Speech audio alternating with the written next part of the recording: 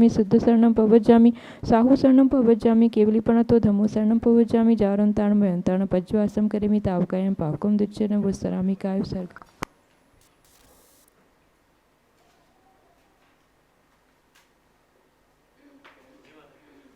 ओम नमः सिद्धिभ्या। जो आदि ब्रह्मा ऋषभ देव भगवान की जय। शासन नायक महावीर भगवान की जय। परम पूज्य गणिनी प्रमुख श्री ज्ञानमती माता जी की जय। अभ्यात्माओं, समय हो गया है और प्रवचन निर्देशिका का स्वाध्याय भी प्रारंभ होने वाला है। बीच में जो हमने भगवान महावीर 2550वें निर्वाण महोत्सव वर्ष के अंतर्गत वीर शासन महोत्सव के उपलक्ष्य में आप सबको भगवान महावीर कैसे बने इस पुस्तक का अध्ययन और इसकी परीक्षा के लिए प्रेरणा दी है। आप सबके पास इस पुस्तक का PDF भी भेजा गया है, उसको आप पढ़ रहे होंगे। अच्छे से पढ़ना, पूरा एक एक अक्षर पढ़ना। भगवान महावीर के पूर्व भाव से लेकर और उनके पंच कल्याणक वैभव तक का संपूर्ण वर्णन इसके अंदर उत्तर पुराण, महावीर चरित आदि ग्रंथों के अनुसार दिया गया है और उस परिचय को आप पढ़ रहे होंगे। 6 अगस्त को इसकी परीक्षा होने वाली है।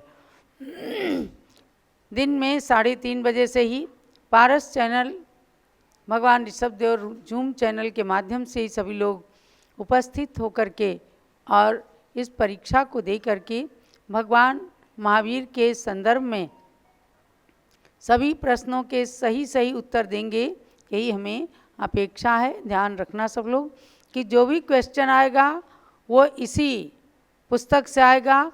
जो भी आंसर देना है आपको वह इसी पुस्तक के अनुसार ही देना और कहीं किसी पुस्तक से पढ़े हुए के अनुसार नहीं दीजिएगा, क्योंकि परीक्षा इसी पुस्तक की है। तो ये हमने आपको सूचित किया है। और जिन लोगों ने भगवान महावीर स्वामी के मंत्र का जाप किया है 2550 की संख्या में, उन सब के पुरस्कार क्रमशः पहुंच रहे हैं। आपको चिंता करने की, आकुलता करने की या शिकायत करने की कोई आवश्यकता नहीं है। थोड़ा अभी कावड़ के कारण डाक व्यवस्था अवरुद्ध है। सबके पास जम्बूद्वीप हसनापुर से वे पुरस्कार पहुंचाए जा रहे हैं भगवान महावीर स्वामी के सुंदर श्री चरण। अब प्रारंभ करते हैं प्रवचन निर्देशिका का स्वाध्याय। ओम नमः सिद्धेभ्याम। सरस्वती नमस्तुभ्यं वरदे कामरूपिणी विद्यारंभं करिष्यामि सिद्धिर्भवतु मे सदा। यः सारः सर्वसारेषु स सम्यक् दर्शनं मतम् आमुक्तेर्नैमां मुञ्चेत् व्रतं च विमलीक्रियात्। परम पूज्य गणिनी प्रमुख श्री ज्ञानमती माता जी द्वारा रचित एक अनमोल कृति प्रवचन निर्देशिका, जिसके अंदर सम्यक दर्शन की उत्पत्ति के कारण आप सब पढ़ चुके हैं। और अब इस चैप्टर के अंदर सम्यक दर्शन की परिभाषा, सम्यक दर्शन के भेदों का वर्णन आप सबको अच्छे से जानना है। तो जाना आपने कि सम्यक दर्शन के बाह्य कारणों में थोड़ा बहुत अंतर हो सकता है, लेकिन सम्यक दर्शन की उत्पत्ति में जो अंतरंग कारण हैं, अनंतानुबंधी चतुष्क और दर्शन मोहिनी की 3 प्रकृतियों के उपसम, क्षयोपसम और क्षय से औपसमिक, क्षयोपसमिक और क्षयिक सम्यक दर्शन प्रकट होते हैं। पेज नंबर खोलिएगा 33 नंबर का पेज। सराग और वीतराग अथवा व्यवहार और निश्चय की अपेक्षा भी सम्यक्त्व के 2 भेद हैं। इनमें अंतरंग कारण में कथनचित अंतर है, कथनचित नहीं भी है। जब उपशम क्षयोपशम को सराग कहकर क्षायिक को वीतराग कहा जाता है, तब अंतरंग कारण में अंतर हो जाता है। और जब द्वितीयोपशम सम्यक दृष्टि उपशम श्रेणी में चढ़कर वीतरागता प्राप्त कर वीतराग सम्यक दृष्टि कहलाता है, तब मात्र बाह्य कारणों की अपेक्षा से ही अंतर माना जाता है। ऐसे ही व्यवहार और निश्चय में भी समझना चाहिए। चूँकि समय सार टीका में भेद रत्नत्रय कृत सराग सम्यक दृष्टि और अभेद रत्नत्रय में वीतराग सम्यक दृष्टि ये संज्ञा दी है। समझना है इसको कि सराग सम्यक दर्शन और वीतराग सम्यक दर्शन माने देवसास गुरु पर श्रद्धान करना, ये जो सम्यक दर्शन है ये सराग सम्यक दर्शन कहलाता है। और वीतराग सम्यक दर्शन का मतलब ये है कि आत्मा के ध्यान में लीन होना, और या क्षायिक सम्यक दर्शन वीतराग सम्यक दर्शन कहलाता है, क्योंकि वहाँ पर कर्म प्रकृतियों का नाश हो जाता है और आत्मा में वीतरागता की प्राप्ति होती है। तो इसमें कह दिया है कि उपशम क्षयोपशम ये दो सम्यक दर्शन सराग सम्यक दर्शन है। क्षायिक सम्यक दर्शन वीतराग सम्यक दर्शन है। वह वीतराग सम्यक दर्शन क्षायिक सम्यक दर्शन है, लेकिन अविरत सम्यक दृष्टि जो चतुर्थ गुण स्थानवर्ती जो हैं वह भी क्षायिक सम्यक दर्शन को केवली भगवान के तीर्थंकर भगवान के पाद मूल में उसको प्राप्त कर सकते हैं। जबकि जैसे महाराजा श्रेणिक ने भगवान महावीर के समोसरण में क्षायिक सम्यक दर्शन की प्राप्ति की, तो उनमें कभी किसी में बाह्य कारण किसी में अंतरंग कारण में थोड़ा सा भेद आ जाता है। आगे इन्हीं सब चीज़ों को इस चैप्टर के अंदर बताते हैं। और इसमें सबसे बड़ी बात यह है, ये चैप्टर अलग इसलिए किया है कि इसमें समय सार ग्रंथ के अनुसार भी भेद रत्नत्रय माने 28 मूल गुण रूप चारित्र, 13 प्रकार का चारित्र जो रत्नत्रय के रूप में पालन किया जाता है, उन पालन करने वालों को सराग सम्यक दृष्टि यानी उन संतों को भी सराग सम्यक दृष्टि कहा जाता है। और अभेद रत्नत्रय माने शुक्ल ध्यान में स्थित होकर एकदम आत्मा का परमात्मा के साथ जब मिलन होने की स्थिति आती है, वह अभेद रत्नत्रय कहलाता है। और उस समय उनको वीतराग सम्यक दृष्टि की संज्ञा प्रदान की गई है। मस्तक पर अगर अंगीठी जल रही है तो जल रही है। 700 मुनियों ने उपसर्ग को सहन किया, अपने आत्मा को बिल्कुल शरीर से भिन्न समझ लिया। कहना अलग है, करना अलग है। आज समय सार को बगल में दबाकर या प्रतिक्षण समय सार को अपने सामने रख करके केवल स्वाध्याय मात्र कहने वाले जो अपने को वीतराग सम्यक दृष्टि कह देते हैं, ये अपने साथ छलावा है। क्योंकि पहले व्यक्ति सराग सम्यक दृष्टि बनेगा और आज इस पंचम काल में वीतराग सम्यक दृष्टि तो कोई बन ही नहीं सकता। न तीर्थंकर भगवान का पादमूल है, न केवली शुद्ध केवली का पादमूल है।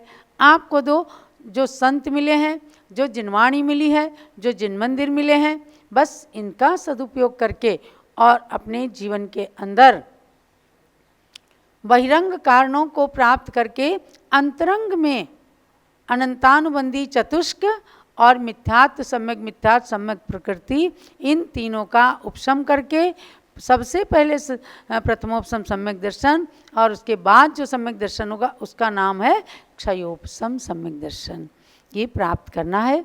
इन सभी सम्यक दर्शनों के लक्षण आगम के अनुसार आपको इस परिच्छेद में देखने को मिलेंगे। पुनः आपको स्वयं आगम की तुला से तोलना होगा कि मैं सराग सम्यक दृष्टि हूँ या वीतराग सम्यक दृष्टि। जब आप सब कुछ सारे लक्षणों को पढ़ लेंगे तो आगम की तुला, आगम का तराजू आपके पास में होगा। फिर आप जान जाएंगे कि हम इसके अनुसार सराग सम्यक दृष्टि हैं कि वीतराग। अगर आप ऐसे उपसर्गों को सहन करने में सक्षम हैं जंगल में जाकर अगर शेर शरीर को खा रहा है तो खाने देते हैं, अंगीठी कोई जला रहा है जलने देते हैं। लेकिन आज तो स्थिति ये है, इन सब की तो बात छोड़ दो, अगर अपने को कोई एक गाली भी दे देता है तो हम तुरंत विचलित हो जाते हैं और तुरंत अपनी धैर्य को खो बैठते हैं। ऐसे में अपने धैर्य को बनाए रखना और अपनी श्रद्धा को डगमगाने नहीं देना, ताकि कम से कम हम सराग सम्यक दृष्टि तो बने रहें। वीतरागता की तो बात छोड़ दीजिए, वीतराग सम्यक दर्शन मुनि अवस्था में या क्षायिक सम्यक दर्शन में भी आ सकती है। यदि आप अपने को सराग सम्यक दृष्टि निश्चित कर लेंगे तो आपको अपने सम्यक दर्शन को 8 अंग सहित बनाना होगा और भी उसके शंका मद आदि दोषों को दूर कर अन्य अन्य गुणों को वृद्धिंगत करते हुए वीतराग सम्यक्त को प्राप्त करने के लिए भावना बहानी होगी। बहुत मार्के की लाइन है, इसको ध्यान रख लेना कि अगर सराग सम्यक दृष्टि भी है, समझो मोक्ष मार्गी हैं, तो अपने सम्यक दर्शन को 8 अंग से सहित, 8 अंग कौन से हैं सम्यक दर्शन के? निसंकित, निकांक्षित, निर्विचिकित्सा, अमूढ़ दृष्टि, उपगूहन, स्थितीकरण, वात्सल्य और प्रभावना। इन 8 अंगों से समन्वित करें, कहीं भी सम्यक दर्शन में दोष न लगने पाए। कैसी भी स्थिति हो हम सम्यक से डिगने न पाएं। 8 मदों को छोड़ दें। ज्ञानम पूजाम कुलम जातिम बलम रिद्धिम तपोवपु अष्टावाशित्य मानित्वम स्मय माहुर्गतस्मया। ये 8 मद होते हैं हर व्यक्ति के अंदर। किसी को अपने ज्ञान का मद होता है, किसी को अपने बल का, किसी को रूप का, किसी को ऐश्वर्य का, इन सब चीज़ों का मद होता है। तो सम्यक दृष्टि को कोई मद नहीं करना है, एकदम सरल प्रवृत्ति बनाकर स्ट्रेट फॉरवर्ड चलना है, तब अपना सम्यक दर्शन सुरक्षित रहेगा, दृढ़ रहेगा, निर्मल रहेगा। 8 मद, 3 मूढ़ता, लोक मूढ़ता, देव मूढ़ता, गुरु मूढ़ता, यानी सच्चे देव साथ गुरु की जब पहचान हमने कर ली तो कहीं पर भी अपने मत्थे को नारियल की तरह फोड़ना नहीं। हम सच्चे सम्यक दृष्टि बने रहें, पंचम काल में भी कोई इसमें जो है आपके लिए इसमें किसी प्रकार का कोई भी संदेह करने की आवश्यकता नहीं है। तो समझ लेना कि अपने को यदि निश्चित कर लिया कि हम सराग सम्यक दृष्टि हैं और अगर सोच लिया हम वीतराग सम्यक दृष्टि, बस वहीं पर गुमराह हो जाएंगे, क्योंकि पंचम काल में होना है नहीं। आप अपने आप स्वयं कि हम समय सार पढ़ रहे हैं, हम बड़े आध्यात्मिक हैं, तो अपने आप खिताब दे लिया, अपने आप सर्टिफिकेट दे लिया, इससे आप वीतराग सम्यक दृष्टि नहीं हो जाएंगे। इससे अपनी आत्मा की वंचना हो जाएगी। क्योंकि आगम की तुला से जब तौला तो हमने जान लिया कि अगर हम सम्यक दृष्टि हैं तो सराग सम्यक दृष्टि हैं। तो अब हमें 8 अंगों का पालन करना है, 8 मदों को छोड़ना है और हमें शंका आदि 8 दोषों को दूर करना है, 8 मदों को दूर करना है, 3 मूढ़ताओं को दूर करके और सभी दोषों से दूर रह करके गुणों को वृद्धिंगत करना है। कितनी कहानियाँ आपके सामने आई हैं। अंजन चोर ने निशंकित अंग में अपने नाम को प्रसिद्ध कर लिया। ऐसे अलग अलग लोगों ने, अनंतमती ने निकांक्षित अंग के अंदर अपने सम्यक दर्शन को प्रसिद्ध कर लिया। ऐसे ही रत्नकरण शावकाचार्य के अंदर सबके अलग अलग नाम आए हैं। हम ऐसा काम करें कि हमारा भी आगे सम्यक दर्शन की दृढ़ता में नाम आ जाए। तो इस प्रकार से अपने सम्यक दर्शन को, वीतराग सम्यक्त को तो प्राप्त करने की भावना भानी होगी, श्रद्धान करना होगा कि हमारा जो सराग सम्यक दर्शन है वो तो कम से कम दृढ़ रहे और उसके पश्चात वीतराग सम्यक दर्शन हमें कब प्राप्त हो, ऐसी भगवान से प्रार्थना करना। उपशम सम्यक, तो पहले इसमें बता रहे हैं, अनादि मिथ्या दृष्टि जीव को सर्वप्रथम उपशम सम्यक दर्शन ही होता है। अतः वह मिथ्यात्व और अनंतानुबंधी चतुष्क इन 5 के उपशम से होता है। सादी मिथ्या दृष्टि के 7 प्रकृतियों के उपशम से औपशमिक सम्यक दर्शन होता है। कदाचित मिश्र और सम्यक्त प्रकृति की उद्वेलना हो जाने पर 5 प्रकृतियों के उपशम से भी होता है। इसका जघन्य और उत्कृष्ट काल अंतर मुहूर्त ही है। ये बात आपको पहले भी बताएगी, फिर भी और ध्यान रखना कि कोई अनादि मिथ्या दृष्टि का मतलब क्या है? जिसको पहले कभी भी सम्यक दर्शन नहीं हुआ, ऐसा कोई अनादि मिथ्या दृष्टि है, लेकिन वो सम्यक दर्शन प्राप्ति के अभिमुख है, तो उसने क्षयोपशम, विशुद्धि, देशना और प्रायोग्य लब्धि के द्वारा अपनी आत्मा में निर्मलता को प्राप्त किया। तो उसके क्या हुआ? अंतरंग में कि अनंतानुबंधी चतुष्क माने क्रोध, मान, माया, लोभ और एक मिथ्यात्व प्रकृति, इन 5 का उपशम हुआ, माने दब गए। जैसे कि निर्मल जल के नीचे कीचड़ दब जाता है तो वो फिटकरी के द्वारा दबा दिया जाता है, लेकिन जरा सा हलन चलन होने से पुनः कीचड़ ऊपर आ जाता है। तो जब तक कीचड़ दबा है यह उपशम अवस्था है। तो अनादि मिथ्या दृष्टि के 5 प्रकृतियों का उपशम होता है। और सादी मिथ्या दृष्टि माने जिसने कभी पहले सम्यक दर्शन को प्राप्त किया, अब वो अनादि नहीं रह गया, तो वो सादी मिथ्या दृष्टि है। उसको जब पहली बार सम्यक दर्शन होगा तो उसको 7 प्रकृतियों का उपशम होगा। अनंतानुबंधी चतुष्क माने अनंतानुबंधी क्रोध, मान, माया, लोभ, मिथ्यात्व, सम्यक मिथ्यात्व और सम्यक्त प्रकृति। ये मिथ्यात्व के 3 टुकड़े हुए थे, उन्हीं 3 टुकड़ों को अनंतानुबंधी चतुष्क के साथ मिलाया तो 7 प्रकृतियों के उपशम से उनको औपशमिक सम्यक दर्शन यानी प्रथमोपशम सम्यक दर्शन होता है।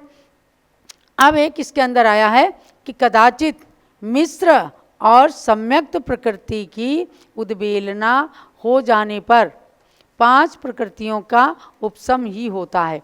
तो ये क्या चीज़ है कि जो उद्वेलना हुई, माने कि सादी मिथ्या दृष्टि जो 7 प्रकृतियों का उपशम कर रहा था। तो उद्वेलना का मतलब क्या है कि जैसे कोई रस्सी को हमने बट लिया है ना, रस्सी को बटा तो उसमें बल आ गए ना, अब बटी हुई रस्सी के बल को खोल दिया तो वो फिर से खुल गई।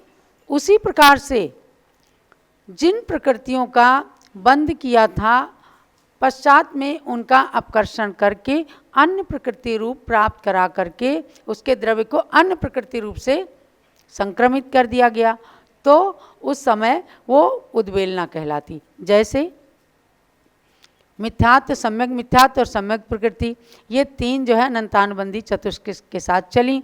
तो सादी मिथ्या दृष्टि को इन 7 प्रकृतियों के उपशम से सम्यक दर्शन हुआ। लेकिन सम्यक्त प्रकृति और मिश्र प्रकृति माने सम्यक मिथ्यात्व की उद्वेलना माने उसको फिर खोल करके और उसको मिथ्यात्व रूप ही ले आए, यानी पुनः इन दोनों प्रकृतियों का जो द्रव्य है वो मिथ्यात्व में ही संक्रमित हो गया। तो ऐसी स्थिति में उद्वेलना करके और केवल 5 प्रकृतियों के उपशम से भी सादी मिथ्या दृष्टि को सम्यक दर्शन हो सकता है।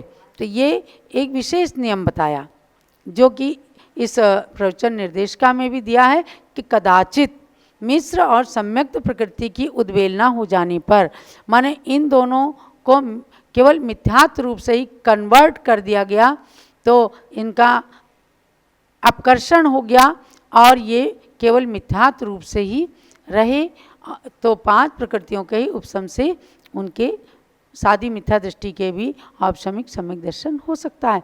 इसका जघन्य और उत्कृष्ट काल अंतर मुहूर्त है। किसका? औपशमिक सम्यक दर्शन का। कसाय पाहुर सूत्र में दर्शन मोह की उपशमन विधि के अनंतर सम्यक दृष्टि का जो लक्षण किया है उसको देखिए। अब आप देखो कि ऊंचे ऊंचे बड़े बड़े ग्रंथों के सार को लेकर यहाँ पूज्यगण्य ज्ञानमती माता जी ने आपको उन ग्रंथों को ना पढ़ना पड़े इसलिए इनको कोट कर दिया। ऐसे ही 68 ग्रंथों का सार लेकर के सारे विषयों का खुलासा इस प्रवचन निर्देशिका में किया है। तो ये कोई भी साधारण ज्ञानी भी महान विद्वान बन सकता है इस पुस्तक को पढ़ करके। मैं कसाय पाहुर सूत्र का ये जो उपशमन विधि का सम्यक दृष्टि का जो लक्षण किया है उसको कल लेंगी अगली क्लास के अंदर। आज के स्वाध्याय का सार अपने को यही समझना है कि सराग और वीतराग ऐसे सम्यक दर्शन के दो भेद हैं और सराग सम्यक दर्शन माने देवसात गुरु पर श्रद्धान करना। वर्तमान में औपसमिक और क्षायोपसमिक ये दो ही सम्यक तो होते हैं और इनको सराग सम्यक दर्शन कहा जाता है। वीतराग सम्यक दर्शन छायिक सम्यक दर्शन को कहा जाता है जो वर्तमान में नहीं होता है। और 5 प्रकृतियों के उपशम से अनादि मिथ्या दृष्टि को प्रथमोपशम सम्यक दर्शन हुआ, सादी मिथ्या दृष्टि को 7 प्रकृतियों के उपशम से और कदाचित 2 प्रकृतियों को उद्वेलना होने से अनंतानुबंधी चतुष्क और केवल मिथ्यात्व इन 5 प्रकृतियों के उपशम से होता है। तो आज के स्वाध्याय का यही सार है। अपने सम्यक दर्शन को सुरक्षित रखें, दृढ़ रखें, मजबूत रखें, दूसरों को सम्यक दर्शन की ओर प्रेरित करें, यही आप सबके लिए मंगल प्रेरणा। आप गुरु भक्ति की ओर चलते हैं। आचार्य त्रय के श्री चरणों में नमन करते हुए अर्घ्य चढ़ाएंगे। पुनः पूज्य माता की पूजन। प्रथमाचार्य शांति सागर के पद में अर्घ्य समर्पण है। वीर सिंधु अरुणेमि सिंधु आचार्य के पद का अर्चन है। परम तपस्वी तीनों गुरु शिव पद साधक कहलाते हैं। इन पद में चंदनामती हम अर्घ्य कथाल चढ़ाते हैं। ओम ह्रीं श्री शांति सागर वीर सागर नेमि सागराचार्य त्रय मुनिन्द्रेभ्यो अनर्घ पद प्राप्ति अर्घ्यम निरुपामिते स्वाहा। जो लो परम पूज्य गणनी प्रमुख श्री ज्ञानवती माता जी की जय। पूजन करो जी श्री गणनी ज्ञानमती माता जी की पूजन करो जी। जिनकी पूजन करने से अज्ञान तिमिर नश जाता है। जिनकी दिव्य देशना से शुभ ज्ञान हृदय बस जाता है। उनके श्री चरणों में आवानन स्थापन करते हैं। सन्निधिकरण विधि पूर्वक पुष्पांजलि अर्पित करते हैं। पुष्पांजलि अर्पित करते हैं। पूजन करो जी श्री गणनी ज्ञानमती माता जी की पूजन करो जी। ओम ह्रीं गणनी प्रमुख श्री ज्ञानवती माता अत्र अवतरोत्तर समोसट आह्वाननम अत्र तिष्ठ तिष्ठ ठः ठः स्थापनम अत्र मम सन्नितो भव भव षट् सन्निधिकरणम स्थापनम। ज्ञानमती जी नाम तुम्हारा ज्ञान सरित अवगाहन है। तेरी पावन प्रतिभा लख कर मेरा मन भी पावन है। मुझे अज्ञानी ने माँ जब से तेरी छाया पाई है। तब से दुनिया की कोई छवि मुझको लुभा न पाई है। ज्ञानामृत जल पीने है तो तव पद में मेरा मन है। तेरी पावन प्रतिभा लख कर मेरा मन भी पावन है। ओम ह्रीं गणनी प्रमुख श्री ज्ञानवती मात्रे जलम निरुपामिते स्वाहा। चंदन और सुगंधित गंधों की वसुधा पर कमी नहीं। लेकिन तेरी ज्ञान सुगंधि से सुरभित है आज मही। उसी ज्ञान की सौरभ लेने को आतुर मेरा मन है। तेरी पावन प्रतिभा लख कर मेरा मन भी पावन है। ओम ह्रीं गणनी प्रमुख श्री ज्ञानवती मात्रे चंदनम निरुपामिते स्वाहा। जग के नश्वर वैभव से मैंने शाश्वत सुख था चाहा। पर तेरे उपदेशों से वैराग्य हृदय मेरे भाया। अक्षय सुख के लिए मुझे तेरा प्रवचन ही साधन है। तेरी पावन प्रतिभा लख कर मेरा मन भी पावन है। ओम ह्रीं गणनी श्री ज्ञानवती मात्रे अक्षतम निरुपामिते स्वाहा। कामदेव ने निज बाणों से जब युग को था ग्रसित किया। तुमने अपनी कोमल काया लघुवय में ही तपा दिया। इसीलिए तव पद में आकर शांत हुआ मेरा मन है। तेरी पावन प्रतिभा लख कर मेरा मन भी पावन है। ओम ह्रीं गणनिर्मुक्ति ज्ञानमती मात्रे पुष्पम निरूपामते स्वाहा। मानव सुंदर पकवानों से अपनी क्षुधा मिटाते हैं, लेकिन उनके द्वारा भी नहीं भूख मिटावे पाते हैं। आत्मा की संतृप्ति है तू तव वाणी मेरा भोजन है, तेरी पावन प्रतिभा लख कर मेरा मन भी पावन है। ओम ह्रीं गणनिर्मुक्ति ज्ञानमती मात्रे नैवेद्यम निरूपामते स्वाहा। विद्युत के दीपों से जगने ग्रह अंधेर मिटाया है, ज्ञान का दीपक लेकर तुमने अंतरंग चमकाया है। ग्रत का दीपक लेकर माता हम करते तव प्रणमन है, तेरी पावन प्रतिभा लख कर मेरा मन भी पावन है। ओम ह्रीं गणनिर्मुक्ति ज्ञानमती मात्रे दीपम निरूपामते स्वाहा। कर्मों ने ही अब तक मुझको यह भव भ्रमण कराया है, तुमने उन कर्मों से लड़कर त्याग मार्ग अपनाया है। धूप जलाकर तेरे सम्मुख हम करते तव पूजन है, तेरी पावन प्रतिभा लख कर मेरा मन भी पावन है।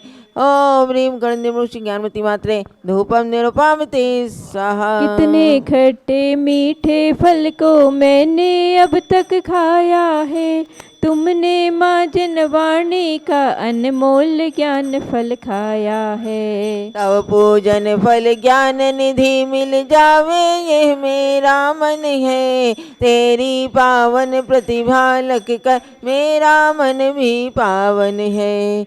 ओम ह्रीं गणनिर्मुक्ति ज्ञानमती मात्रे फलम निरूपामते स्वाहा। पिछिक मंडल धारी माता नमन तुम्हें हम करते हैं, अष्ट द्रव्य का थाल सजा कर अर्घ समर्पण करते हैं। युग की पहली ज्ञानमती जी के चरणों में अभिवंदन है, तेरी पावन प्रतिभा लख कर मेरा मन भी पावन है।